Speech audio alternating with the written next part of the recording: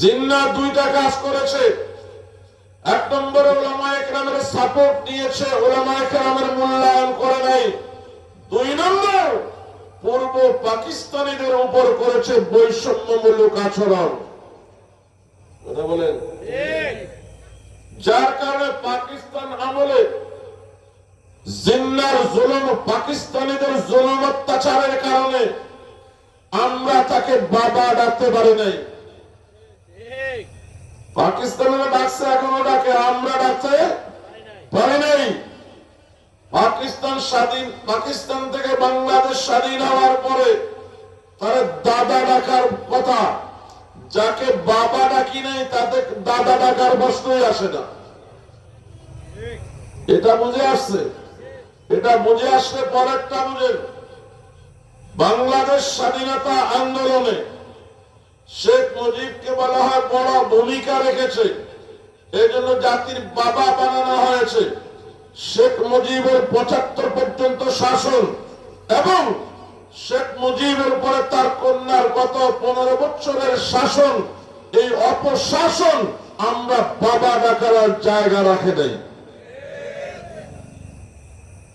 জন্মদাতা বাবা যদি জঘন্য কোনো অপরাধ করে, তখন সন্তান বাবার চোখে চোখ রেখে বলে, সি বাবা, তুমি এমন কর্ম করতে পারলা, তোমাকে বাবা পরিচয় দিতে আমার লজ্জা লাগে। বলে কি বলে না? এটা সন্তান অসৎ হওয়ার কারণে না বাপের অপকর্মের কারণে? হাসিনার অপকর্মের কারণে হাসিনার বাপকে জাতির বাবা বলাটা এখন লজ্জার হয়ে দাঁড়িয়েছে। আমি ২০১০ সালে বলেছিলাম ৭ কোটি জনতার দেশে আপনার বাবা এতটা জনপ্রিয় ছিল, ৭ই মার্চ রেস কোর্সে এত মানুষ হয়েছে, ৪০ বছরে বাংলাদেশে কোথাও এত মানুষ হয়নি।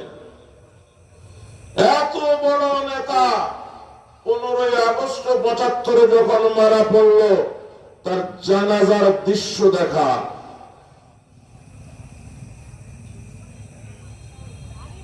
কথা বলেন। আমি বলছি পারবেন না, কারণ ৭১ সালে ৭০ সালে আপনার বাবাকে জনগণ যেভাবে গ্রহণ করেছে, ৭৫ সালে সেইভাবে প্রত্যাখ্যান করেছে। সাদা দাড়িওয়ালা বুড়া টিভির পর্দায় দাঁড়াইয়া বলে ৭৫ সাবান দিয়ে গোসল করেছে, ৫৭০ সাবান দিয়ে। কথা বলে।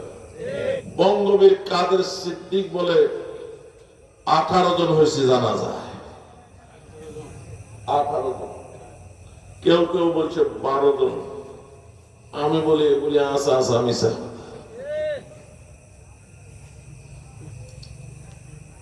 শেখ মুজিবকে যে ৬ জন সেনা অফিসার হেলিকপ্টারে করে লাশ টুঙ্গি পাড়ায় নিয়ে গেছে, সে ৬ জনের একজন আমার আত্মীয়, এখনো বেঁচে আছে।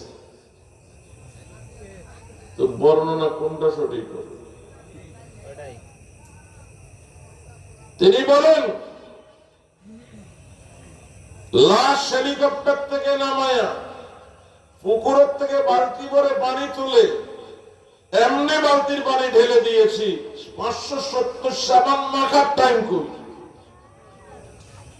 এবং লাশ কবরে রেখা বাঁশ দেওয়ার অপেক্ষা তো আমরা করি নাই, ডাইরেক্ট মাটি চাপা দিয়েছি। ৫ থেকে ৬ মিনিটের মাধ্যমে আমরা গোসল আর দাফন সম্পন্ন করে হেলিকপ্টার উড়াই চলে আসছি।